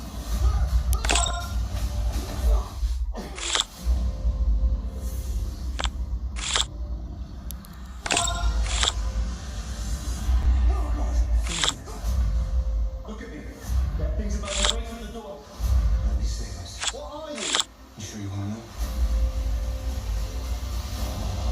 Mark? Who do you think I am? Really don't remember our adventures. Your identities are not something to be feared and despised, but something to be welcomed. You look different. Marvel Studios Moon Knight, streaming tonight. At JP Morgan, it's about what's working for you. So bring us wanting to invest on your own without the drama. We'll bring an award-winning app with commission-free trades and support when you need us most. Planning, investing, advice. JP Morgan Wealth Management. The largest gig-speed network. It's so fast, it's game on for the whole house. And these upstairs all-nighters rock Wi-Fi speeds faster than a gig. We're talking about Xfinity X5. It puts the gig in gig speed. Do you like Sims videos? Do you want 3 extra ones all in 1 week? Then go to patreon.com/CinemaSins and sign up, because this year during Sim Week, every single tier gets access to 3 bonus Sims videos the week of April 4th, 2022. There are, of course, lots of perks for the higher tiers, like Sim commentaries, monthly bonus podcasts, access to Sim Week panel live streams, and more. Only $3 for access to the 3 bonus Sims videos and more. Go forward, sign up, get snacks, hype yourself up. Sim Week 2022, beginning April 4th.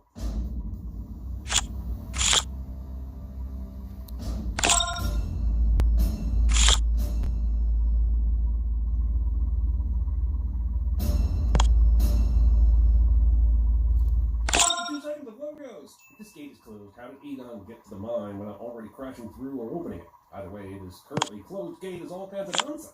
I'm in a high-speed chase that requires all my focus and attention right now, but let me make sure that the classic Ghostbusters trap is still under the blanket that I covered it with.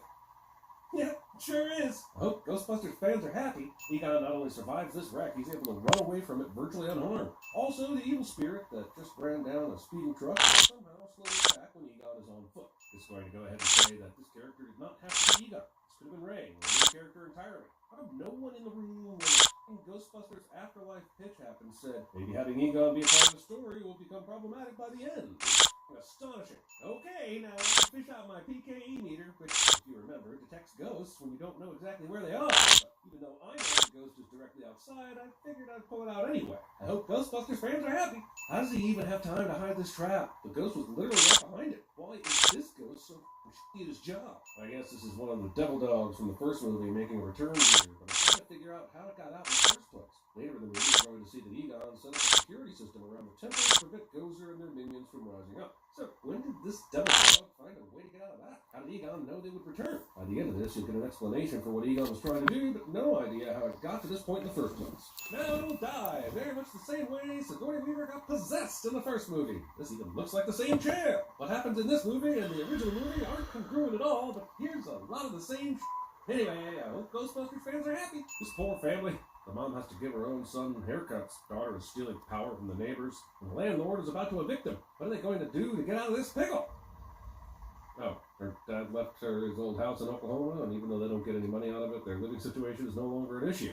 I was worried all those struggles were going to be a problem. Cool. And you didn't think to ask me?